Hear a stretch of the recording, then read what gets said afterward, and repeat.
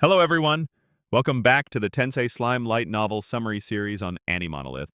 After Velgrin's side story, today we return to the Eastern Empire, where the nation is beginning its reconstruction, while Rimuru is attending Walpurgis.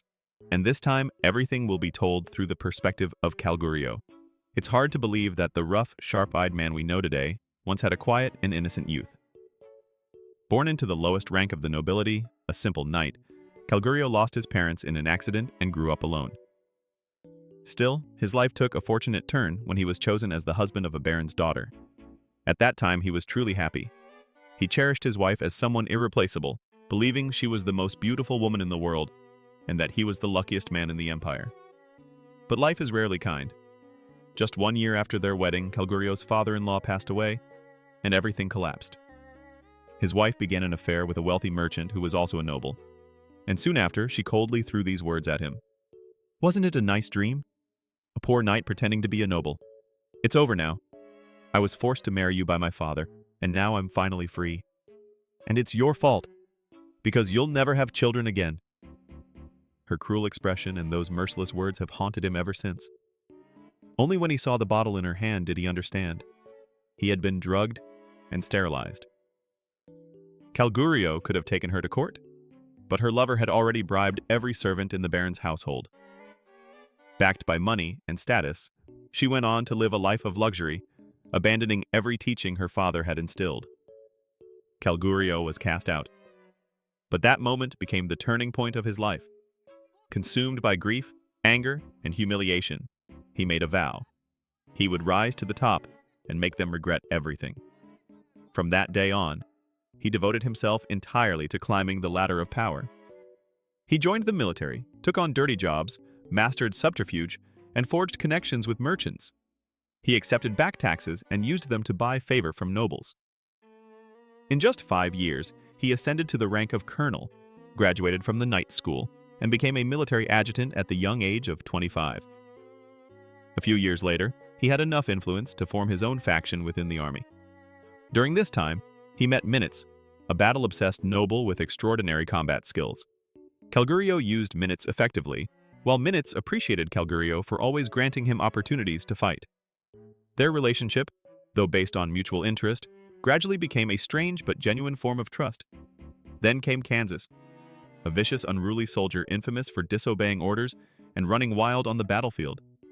Yet under Calgurio's command, Kansas became surprisingly cooperative. He respected Calgurio's fearlessness and willingness to undertake any mission, no matter how dangerous. In case you forgot, Kansas was the one who destroyed Kamara's village. With Minutes and Kansas at his side, Calgurio now possessed 2 powerful pieces on the board, enough to carry out operations and strategies that ordinary commanders would never dare attempt.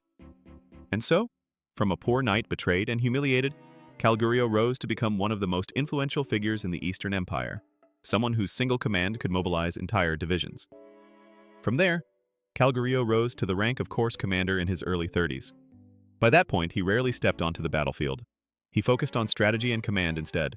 When he was young, he had been poisoned and lost sight in his left eye.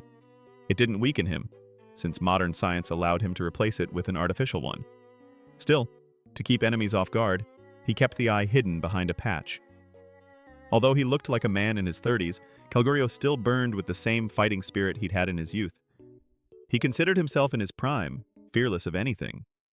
After so long working in the rear, he realized he preferred controlling the military rather than becoming one of the emperor's personal knights. His next goal was clear. He wanted to become a general. At this time, he met Gadra, who helped him strengthen the armored corps. With funding from merchants loyal to him, the modernization of the unit moved quickly.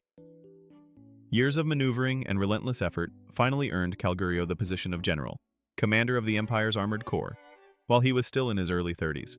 Even after achieving everything he had fought for, Calgurio sometimes wondered what had become of the people who betrayed him and threw him out. When he sent someone to investigate, he learned that his former wife's family and the merchant who took her were now struggling. He felt nothing for them, yet the answer was obvious. At this point, as the commander of the armored corps, Calgurio had more than enough power to crush a baron's household. His subordinates, already aware of the story of his betrayal, decided to act on their own, even without orders. They spoke to the merchant's business partners, spreading word of the scandal. One by one, the man's connections broke down. His trade weakened, and soon his finances were in shambles. This was possible because the empire's economy was nothing like the West. There was no free commerce. Only nobles and the military were allowed to do business. Nobles hired merchants to trade on their behalf. These merchants gained prestige from the noble houses they served. That was why the man who stole Kagurio's wife had held influence in the first place. On the military side, each legion received a massive budget, and generals were permitted to choose merchants to run commercial operations for them. In the empire, a general's authority rivaled that of an earl. Ranked from highest to lowest, nobility was divided into duke, marquis, count, viscount, and baron. A general's influence placed him just beneath marquises and dukes.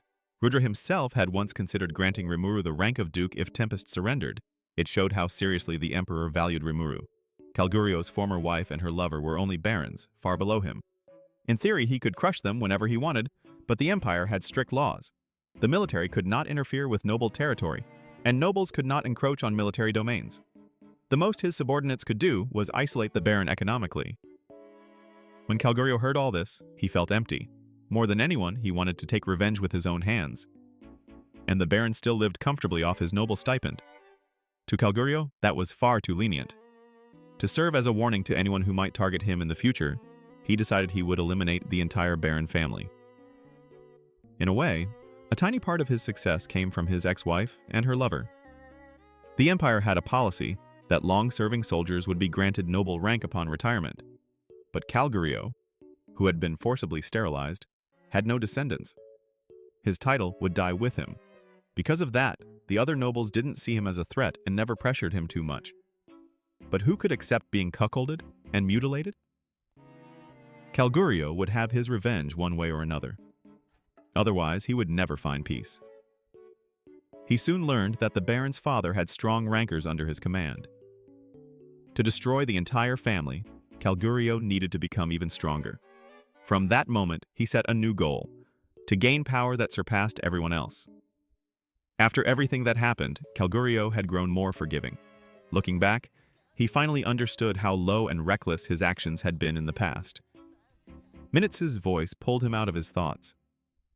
The commander seemed to have long abandoned the idea of revenge. Now the two of them were sitting together in the elf shop inside the labyrinth, a bar normally reserved for special members only. They drank, laughed, and talked about their past mistakes and their uncertain but hopeful future. Ever since Masayuki gained support from Tempest, the Dwargon, and Velgrind, he was expected to become the next emperor. Even though he had not officially ascended the throne, the atmosphere around them was already shifting. The fact that both Minutes and Kagurio were allowed into a bar that previously only Rimuru and Tempest's upper members could enter showed how much things had changed. Normally, entry required a strict background check, a mandatory fee, and only allowed individuals to come alone. Letting them in together without reservation was already a significant privilege. Rimuru had allowed this because, after the summit with the Empire, he wanted to erase the bitterness left by the war and build a healthier relationship going forward. Minutes and Kagurio both understood that and took advantage of the new openness without hesitation. Their conversation eventually shifted toward politics and family matters. "So, are you planning to make peace with your younger brother?" Kagurio asked. Minutes forced a strained smile and nodded. "I have to. He's the Marquis who unites the nobility. If Masayuki-sama is going to be crowned emperor, it's our job to support him properly." Minutes came from a powerful Marquis family, and although he had once run away from his responsibilities as heir to pursue combat, he still carried significant influence. His younger brother had taken over the family and resented Minutes for the trouble he caused. Still, for Masayuki's sake, Minutes was willing to reconcile. Kagurio felt relieved. Personal grudges meant nothing next to the stability of the empire. Minutes' appointment as prime minister was also influenced by Rimuru. During their meeting, Rimuru casually pointed out Minutes' competence and encouraged Masayuki to rely on him. The moment Rimuru's and Minutes' eyes met, everything was set in motion. Rimuru had likely spoken on a whim, but with Velgrind watching and Masayuki asking sincerely for his help, Minutes had no way to refuse. Over time, he had grown fond of Masayuki and wanted to support him, making reconciliation with his brother the first step. Meanwhile, Krishna had already returned to the empire to announce Rudra's fall and Masayuki's rise. Most nobles, including Minutes' family, pledged support. However, some of Rudra's descendants and loyalist nobles opposed. Kalgurio believed Velgrind would handle that situation decisively. As the last surviving leader of the empire's three major corps, and someone Rimuru trusted, Kalgurio had been appointed Minister of Military Affairs and the empire's sole military commander. While drinking with Minutes, Kalgurio expressed concern about the empire's weakened state. Their forces had suffered enormous losses during the failed invasion of Tempest. Most imperial knights were dead, leaving Kalgurio with the task of rebuilding the imperial guard from the ground up. But it would be harder than he expected. After all, he has to start by finding out how many survivors there still are. To begin with, Kalgurio doesn't know about the missions of all the imperial knights. He doesn't know where they are, so he needs to start by contacting them. Kalgurio planned to abolish the numbered hierarchy within the imperial guard and rebuild the corps with a focus on strength and loyalty rather than rank. Fortunately, thanks to Rimuru's generosity, 700,000 surviving soldiers of the armored corps had been returned to the empire, which helped ease the empire's manpower shortage. Around 200,000 soldiers initially wished to stay in Tempest as workers, but because Rimuru promised to hire them once the empire stabilized, they reluctantly agreed to return home for the time being. Krishna stood out among them. After being resurrected, he developed an intense devotion to Demon Lord Rimuru and wanted to retire and move to Tempest permanently.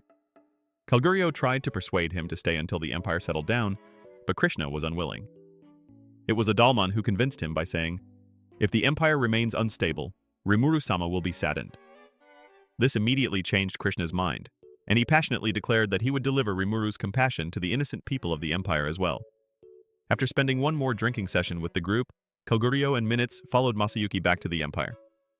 And the video ends here. Let's follow the rest of the story in the next video. Thank you for listening, goodbye, and see you in the next video.